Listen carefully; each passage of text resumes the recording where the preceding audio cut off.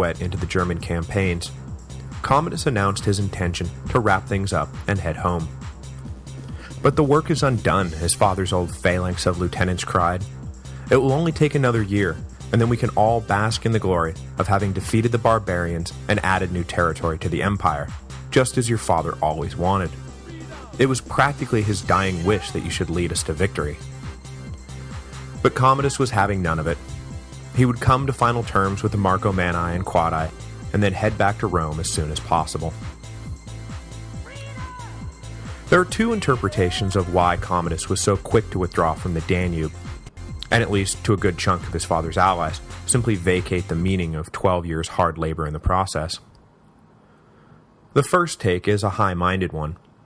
Commodus saw himself playing Hadrian to his father's Trajan, that he saw the new German provinces would, rather than add wealth to the empire, prove to be militarily indefensible and become a dangerous drain on the treasury.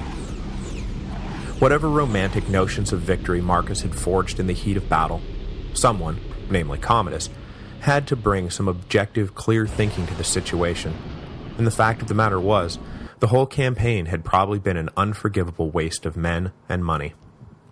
To see it through to the end would not secure his father's legacy, it would damn it as an example of criminal overreach. But the other interpretation, and these two rationales are by no means mutually exclusive, is that Commodus had had it up to here with freezing to death in a plague-infested legionary camp. He was going back to Rome, where the baths were hot and the women were plentiful. What was the point of being emperor if you couldn't live like one? Not totally insensible to appearances, Commodus did decide to lead a force across the river one last time, where, after picking a suitably overmatched collection of Germans, he beat said overmatched collection of Germans soundly. This allowed the new emperor the necessary optical cover he needed to declare victory and leave. He came to terms with the grateful and utterly exhausted Quadi and Marcomanni, and in the autumn of 180 AD began the trip back to Rome. What we should make of this decision to leave is still open to debate, but it is worth mentioning that when the Romans called off the fight this time, the Germans took peace for an answer, and it proved to be more than 70 years before there was once again serious trouble north of the Danube. Commodus took the relative peace as proof of the wisdom of his actions, but it is also worth pointing out that the various German tribes had just had the snot kicked out of them for the better part of 12 years. Their leaders were all dead, and the ranks of their armies had been reduced by plague and war, even worse than the legions had been. If Commodus had pursued the same policy a decade earlier, the whole northern empire might have been overrun. But he didn't pursue the policy then, he was pursuing it now, and much as it irked the hawks in the Senate and among his own circle of imperial advisors, there was no great fallout to come from abandoning the war. In October 180, Commodus returned to Rome to begin the process of securing his rule. As you'll recall from last week's episode, Marcus had been very careful about making sure that there would be no pretenders to the throne when Commodus succeeded him, and in this, he was entirely successful. None of his various brothers-in-law had any interest in challenging him, and no one else had the guts or support to pull a fast one on the empire, especially after the fall of Avidius Cassius. But that did not mean that there was not still work to be done. In securing their own positions, Marcus and Antoninus Pius had worked assiduously to curry favor within the senatorial class. But Commodus, as in all things where his father did one thing, he did the exact opposite. Commodus figured his rule would be unchallenged if he won the support of two groups, the soldiers in the field and the masses in the street. He had already earned the love of the common soldiers in the army by canceling the war in Germany. Soldiers, in general, love it when you tell them they don't have to slog around dank forests enduring guerrilla attacks anymore. About earning the love of the people. This meant, first, issuing a generous donative to every male citizen in the city, and second, it meant throwing spectacular games to celebrate his ascension. Fat with cash and prizes, the people, needless to say, were in Commodus's pocket from day one. The Senate, meanwhile, looked on all of this with a mixture of hope and disdain. They knew Commodus's reputation, and knew that he was still a teenager, but hoped that maybe one day, once he's done proving to everyone what a super wonderful guy he is, that he would get down to the serious business and work with the Senate to govern the empire responsibly. But their hope quickly faded, engulfed by the disdain. Because it wasn't just that Commodus planned to ignore the Senate. No, he was about to embark on a policy of openly antagonizing them. There doesn't seem to be any real rationale for Commodus's attitude towards the Senate, and his reasoning may not have been any deeper than that he had been born a high prince and was now the undisputed ruler of the Roman Empire. He was not, as Marcus and Antoninus had been, a member in good standing of the aristocratic Mutual Admiration Society, and probably figured that as long as he had the people and the armies on his side, that he could pretty much do whatever he wanted with the old fuddy-duddies in the Senate. And in a way, he was right. People asked during the 100th episode thread when the old Roman Senate stopped convening, and the answer is that we don't exactly know, but in the West, it looked like it persisted at least into the 600s AD. However, for all practical purposes, they could have closed up shop right now. Despite a few brief flirtations with relevance during the chaos of the mid-3rd century, the reign of Commodus marked the end of the line for the aristocratic assembly. The Severans had no time for the Senate.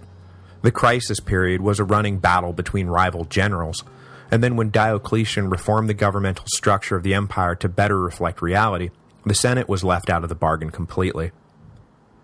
In this respect, Commodus did have a major hand in helping push the old Roman order off a cliff. Remember how worried Hadrian had been about having the blood of 4 senators on his hand? Or how proud Antoninus and Marcus had been that they had not executed any members of the Senate during their reign? That was all over. When 193 rolled around, the Senate was not just irrelevant, it had been transformed by execution, proscription, murder, and exile into an entirely different assembly than the one Commodus had inherited in 180. The Senate Septimius Severus inherited was not just ignorable, it was, after being packed with low-life supporters of Commodus, probably worth ignoring. At the outset, though, no one, probably not even Commodus himself, knew that that was the direction the young emperor was headed. For right now, anyway, Commodus didn't seem to have much interest in anything as boring or time-consuming as an epic purge of the Senate. He instead retired to the palace to enjoy the benefits of being emperor, and turned over actual administration of the empire to his imperial chamberlain and sometimes male lover, a freedman named Soterus.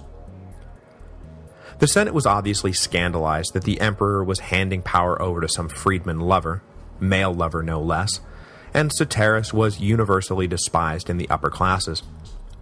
This hatred was only heightened when Soterus realized that the treasury could not support the promises Commodus had made to the people, and he hit upon the old idea of property confiscation to help pay for it all. In fits and starts at first, but then more routinely, senators would be accused of treason on trumped-up charges and wake up to find that their estates had been seized by the emperor.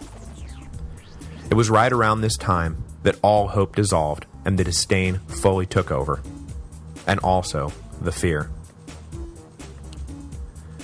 But it wouldn't be the Senate who took the first shot at Commodus, nor would that first shot be taken to strike a blow for liberty in the face of despotic tyranny.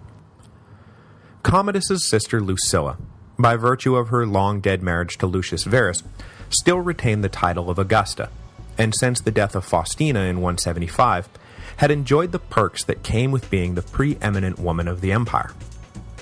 But now that her younger brother wore the purple, his pretty little thing of a wife Crispina suddenly supplanted Lucilla. Petty as it sounds, the most commonly relayed version of the story is that the final break came when Lucilla was forced to give up the prized box at the theater in favor of Crispina. From that moment on, it seems that Lucilla opened up a conspiracy to kill her little brother. She took into confidence her lover Marcus Quadratus and a few other particularly dissatisfied senators, though, importantly, not her husband Claudius Pompeianus, who Lucilla seems to have had no like or love for whatsoever, and a plot was hatched. As 181 gave way to 182, the plan hardened and the details were set. A young senator and nephew of Claudius Pompeianus, named Pompeius Quintanus, was enlisted to actually lay the killing stroke, and one night, as Commodus returned home from the theater, Quintanus was hiding in the shadowy porticos of the Colosseum. He leapt out of his hiding place as the imperial party passed, catching the emperor and his bodyguards by surprise. But rather than just killing the emperor, Quintanus added a little dramatic flourish, crying, "See, this is what the Senate sends you." This unnecessary hesitation allowed the startled Praetorians time to recover, tackle Quintanus, and wrestle him to the ground. Caught and tortured, the young assassin revealed the full details of the plot, and that the prime mover of the conspiracy had been none other than Lucilla. Quadratus and Quintanus were immediately executed, and Lucilla was exiled to the island of Capri. Once she had been out of sight and mind for a while, Commodus sent along the order to have her killed. But the attempt on Commodus's life had only been part of the plan.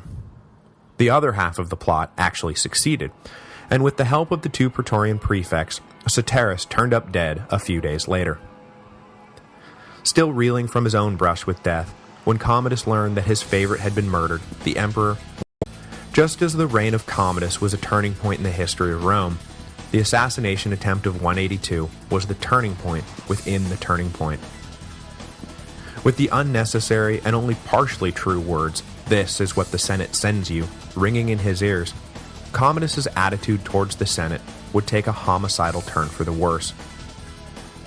In the immediate aftermath of the botched plot, Claudius Pompeianus wisely retired from public life. Though he was not under suspicion, his wife and nephew had been prime movers in the attempt on the emperor's life. It was time for his long and distinguished career to come to an end. Typically in this situation, politicians cite the desire to spend more time with their families as the reason they are retiring, but obviously that would not have been the most prudent excuse given the circumstances, so Pompeianus cited, poor eyesight. Yeah, that's the ticket, instead. The rest of the fallout came when one of the Praetorian prefects, a ruthlessly ambitious equite named Tigidius Perennis, double-crossed his Praetorian colleague and everyone else he knew who was involved in the plot. Keeping his own role hidden, the information Perennis provided led to the executions of his Praetorian colleague, two of the consuls for the year, the Secretary of Correspondence, and the governor of Upper Germany, Salvius Julianus. Surviving with his head intact, but nonetheless removed from his post as the long-serving governor of Lower Germany, was Julianus's cousin Didius Julianus, who, those of you who are reading ahead, know that we'll have cause to deal with a little bit down the road. Also caught up in the purge were the famous Quintilius brothers, who had been key lieutenants of Marcus during the Marcomannic Wars, and who, as a reward, had shared a consulship together. His paranoia now raging unchecked, Commodus fired the innocent and highly capable governors Septimius Severus and Pertinax,